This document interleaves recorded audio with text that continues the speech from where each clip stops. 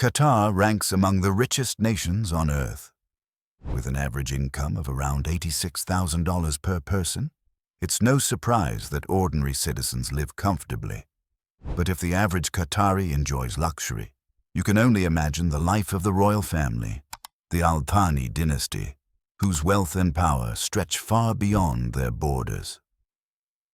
Let's start with where it all began. Qatar is a tiny Middle Eastern nation, just 4,471 square miles, bordering Saudi Arabia and surrounded by the sea. Once a fishing village and trading stop between India and China, Doha was also famous for horse and camel breeding. The country gained independence from Britain in 1971, and since then, oil and gas have turned this barren land into a global powerhouse. Qatar is ruled by the Al Thani family, who settled here in the 1700s. Today, there are more than 8,000 royals, collectively worth over $335 billion. The current emir, Sheikh Tamim bin Hamad Al Thani, inherited the throne from his father in 2013, following a peaceful abdication, something rare in royal politics. Before Tamim, his father Hamad bin Khalifa Al Thani transformed Qatar's economy and global image. Born in 1952, Hamad had 3 wives and 24 children, including his second wife, the well-known Sheikha Moza bint Nasser, a powerful figure in education and philanthropy. Hamad founded the Qatar Investment Authority, QIA, in 2005, a sovereign wealth fund now worth over $100 billion. Through the QIA, Qatar owns pieces of some of the world's most iconic companies and properties. Their investments read like a billionaire's shopping list. They own Harrods, the United Kingdom's most luxurious department store, once favored by the British royal family. They also control Printemps, Paris's historic fashion store, and own Paris Saint-Germain, PSG, one of Europe's top football clubs. Qatar holds stakes in Porsche, Miramax Films, Louis Vuitton, Credit Suisse, and Barclays, among others. And if that wasn't enough, Qatar is the single largest property owner in London. Among their impressive properties stands the Shard, London's tallest skyscraper, a vertical city with offices, restaurants, luxury apartments, and the 5-star Shangri-La Hotel. The family also owns the Intercontinental Park Lane, built on the site of Queen Elizabeth's former childhood home, and the entire London Olympic Village, which they bought for over £550 million. Their European presence extends to Cannes, France, where they own the majestic Grand Hyatt Martinez and Carlton hotels, all facing the Mediterranean with private beaches and breathtaking views.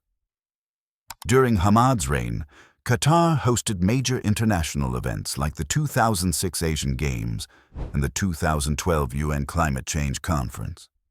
He launched Al Jazeera, the media network that reshaped news in the Arab world.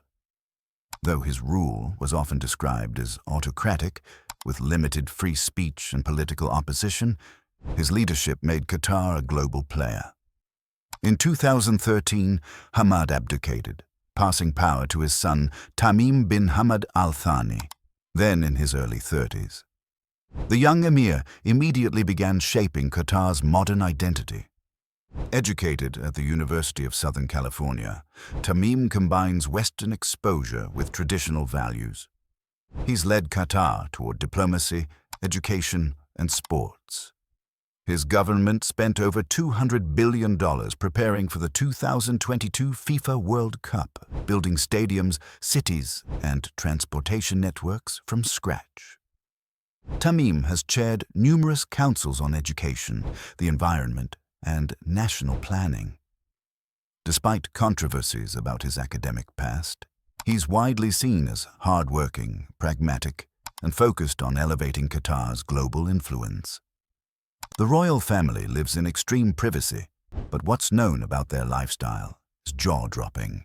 Reports suggest the emir built a palace high in the mountains of Oman, 2,000 meters above sea level, overlooking deep canyons. He also owns another massive beachfront residence in Muscat, surrounded by palm trees and designed for complete serenity.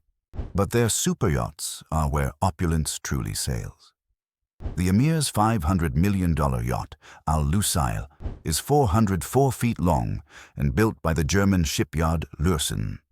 It features 6 decks, elevators, indoor pools, a cinema, a spa, and enough room for 36 guests and 56 crew. Its design focuses on natural light and luxury that rivals any royal palace. His father's yacht, Qatar, is 1 meter longer and costs around $400 million. It includes 18 cabins, a gym, underwater lights, and a private beach club. Proof that even at sea, the Al Thanis live like royalty. Not every royal lives quietly. The Emir's younger brother, Sheikh Khalifa bin Hamad Al Thani, became an internet sensation during his university years in Los Angeles. Studying at USC, he arrived on a private jet, stayed at the Beverly Wilshire Hotel, and was often seen surrounded by luxury cars, bodyguards, and personal assistants, even someone to make his tea. He reportedly spent over $300,000 in 6 weeks during a Las Vegas trip. Despite his lavish lifestyle, he made the Dean's List 3 times and later joined Qatar's Internal Security Service. Another prominent royal, Sheikha Al-Mayasa bint Hamad Al Thani, has made her mark in the global art scene. As the head of the Qatar Museums Authority, she's often called the most powerful woman in art. Forbes even listed her among the world's 100 most influential women. Her department has an annual budget of $250 million and has spent decades collecting priceless artifacts. Rare Qurans, jewelry, historical manuscripts, and masterpieces by world-famous painters. The family's art holdings rival those of entire nations. From London's skyline to Paris's fashion houses, from desert palaces to super yachts, the Al Thani family's reach is extraordinary. They've turned a once unknown desert kingdom into a global financial hub, mixing tradition with unmatched extravagance. Their story isn't just about wealth.